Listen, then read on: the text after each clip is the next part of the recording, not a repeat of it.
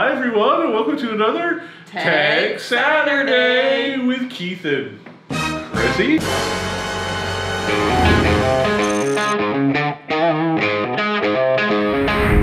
Okay guys, well, as you might know if you watched our update video, which I'm sure they watched our update video probably, but like if not, we'll link it up here just in case.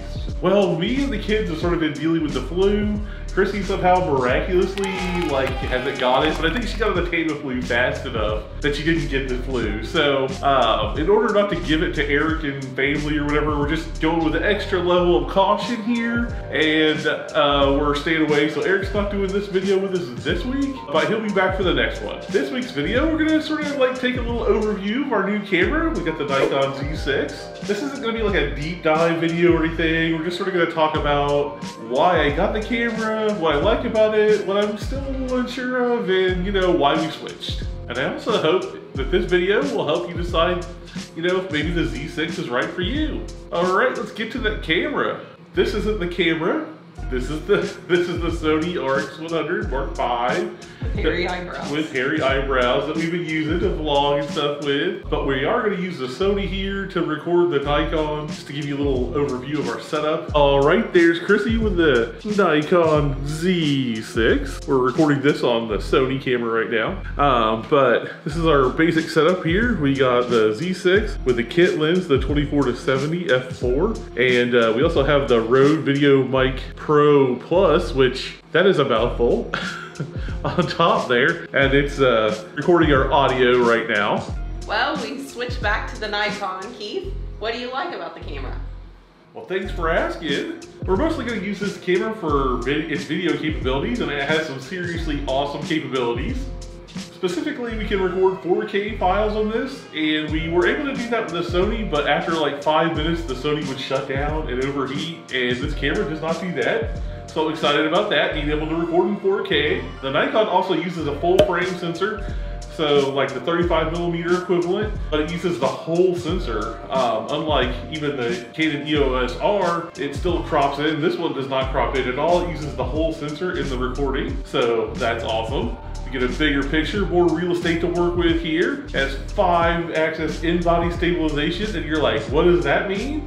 Exactly, what does that mean? When we're walking around with it, hopefully our videos won't be so bouncy.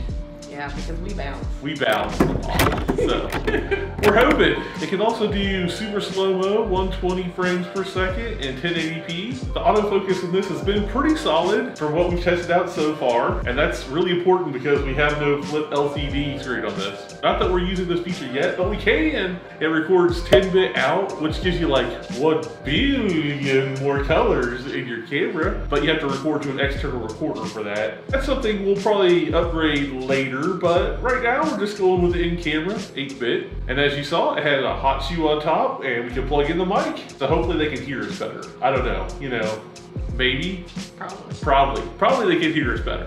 Also, this camera has better low light recording, so hopefully, like if we go to Disney again, we can record some of the dark rides a little bit better with this camera with a little less grain.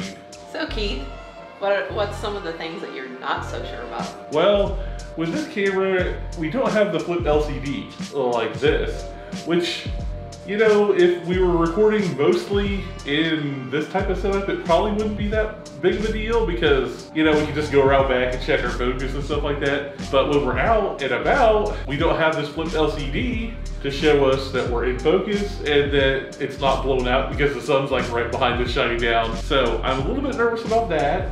I'm not gonna lie. But the autofocus seems pretty good with this one, so we'll revisit this in a few months and let you know our thoughts on this with using it with vlogging. The jury's still out. The jury's still out, exactly. It is also a little bit of a step up, like we're using the external mic now, and you know, we got the lenses and everything like that. With the Sony, I pretty much knew all the settings and I could run that thing in full manual, and I knew where I needed to be with it. So, you know, just getting used to the lenses and the settings with this thing. And even the heck, the mic the mic on this thing, you know, all those things are a little bit making me nervous, but I think once we get those things dialed in, we'll have better videos, better quality in our videos, and that's what we're really going for here. So why did we switch, Keith? Well, you know, there's a whole list of things here, but mostly, you remember our last trip to Gatlinburg, right? We rented the EOS R, and the full frame sensor there was just, it blew me away, the difference between the pictures that were coming out of that camera and the pictures that were coming out of the Sony camera. So I really thought, once you start noticing that difference, I feel like it's time to step up into the full frame market, and that's where we are with the Nikon. We didn't use the Canon for vlogging though, because you remember how huge those lenses were? It was like so heavy.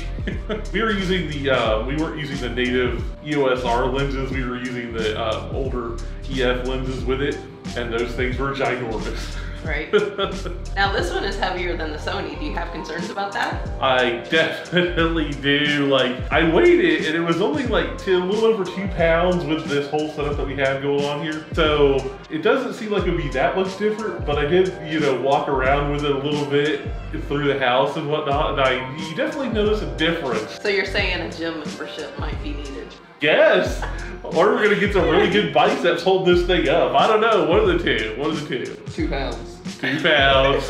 But anyway, even with all that, you know, like I felt the next logical step would be going up to the full frame sensor camera, just to expand our possibilities here. I felt like we were kind of limited with the Sony. We'll see how it is, and we'll come back and maybe do like the full comprehensive review in a couple months or whatever after using this thing and getting a good feel for it. Because really, we just got it literally last week.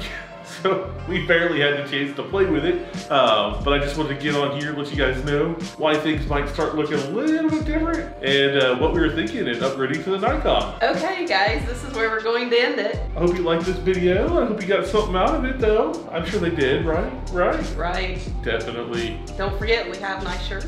We got the t-shirts. Drop the link below. Comment. Definitely comment. Share. Share. Oh, share. She's on a roll here. And like the video. Like the video. Yes. Do all those things for us. That'd be awesome. We'd really appreciate it. And look forward to some more comprehensive reviews on this camera coming in the future. Thanks a lot for watching, guys. Peace and love.